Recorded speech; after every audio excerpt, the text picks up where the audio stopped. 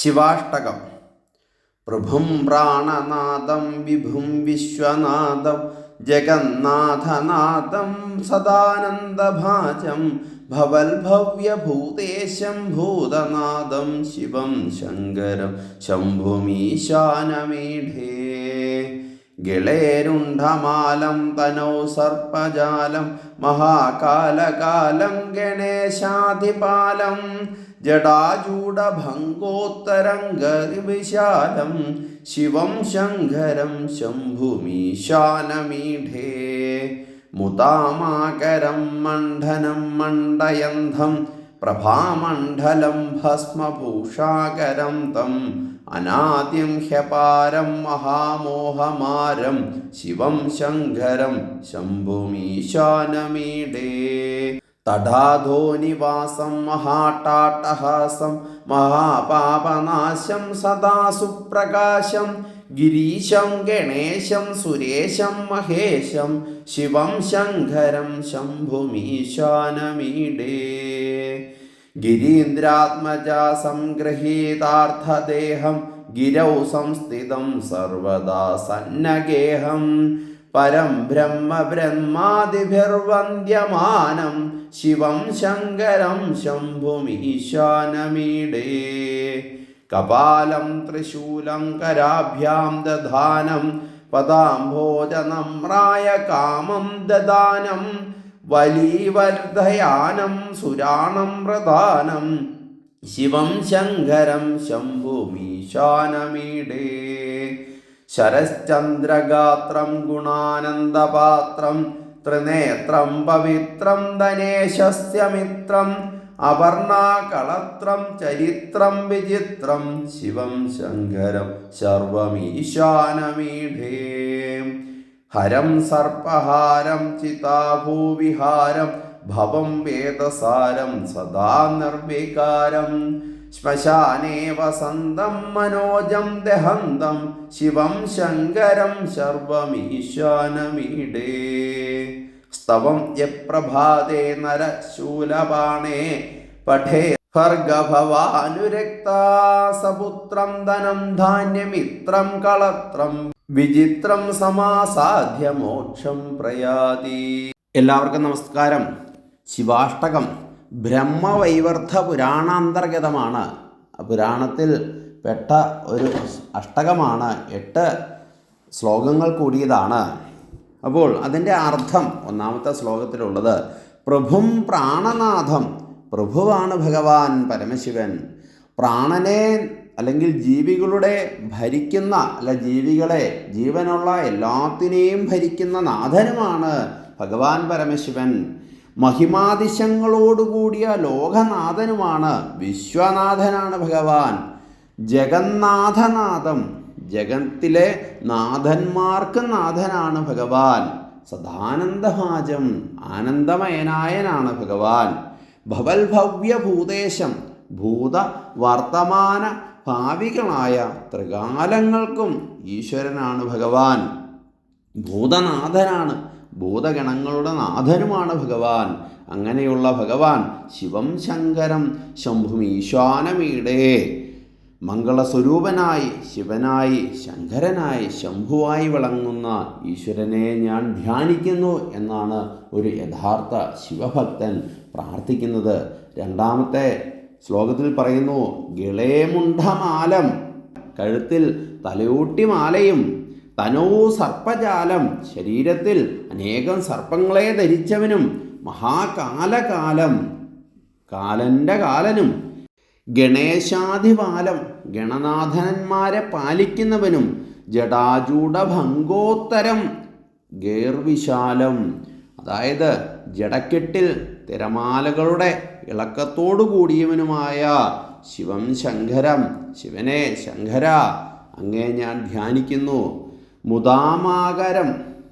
മണ്ഡനം മണ്ഡയന്തം. അതായത് സന്തോഷത്തിൻ്റെ ഇരിപ്പിടവും ആഭരണങ്ങൾ അണിഞ്ഞിരിക്കുന്നവനും. പ്രഭാമണ്ഡലം. പ്രഭാമണ്ഡലത്തോടു കൂടിയവനും. അതായത് പുറകിലൊരു സൂര്യൻ അല്ലെങ്കിൽ വട്ടത്തിലൊരു പ്രഭയോടു കൂടിയവനും. ഭസ്മഭൂഷാകരം. ഭസ്മമണിഞ്ഞവനും. അനാദിം. ആദിയില്ലാത്തവനും. ഹ്യപാരം മഹാമോഹമാരം, അവസാനമില്ലാത്തവനും മഹാമോഹങ്ങളെ നശിപ്പിക്കുന്നവനുമായ ശിവം ശങ്കരം ശംഭും ഈശാനമീടെ എല്ലാം നൽകുന്ന അങ്ങനെയുള്ള ശിവശങ്കരനെ ഞാൻ ധ്യാനിക്കുന്നു. തടാധോനിവാസം, ആകാശത്തിൽ കീഴിൽ വസിക്കുന്നവനും മഹാട്ടഹാസം, അട്ടഹാസത്തെക്കാൾ ഉച്ചത്തിൽ അട്ടഹസിക്കുന്നവനും മഹാപാപനാശം, മഹാപാപങ്ങളെ വരെ നശിപ്പിക്കുന്നതിനും സദാസുപ്രകാശം, എപ്പോഴും പ്രഭാപൂർണനും ഗിരീശം, ഗണേശം, സുരേശം, മഹേശം ഒക്കെ ആയിട്ടുള്ള ഗിരീശനും, ഗിരികളുടെ മലകളുടെ ഈശ്വരനും, ഗണങ്ങളുടെ ഈശ്വരനും, സുര ഈശ്വരനും, ഈശ്വരന്മാരുടെ ഈശ്വരനും, മഹേശ്വരം മഹാദേവന്റെ ഈശ്വരനുമായിട്ടുള്ള ശിവനെ ഞാൻ ധ്യാനിക്കുന്നു.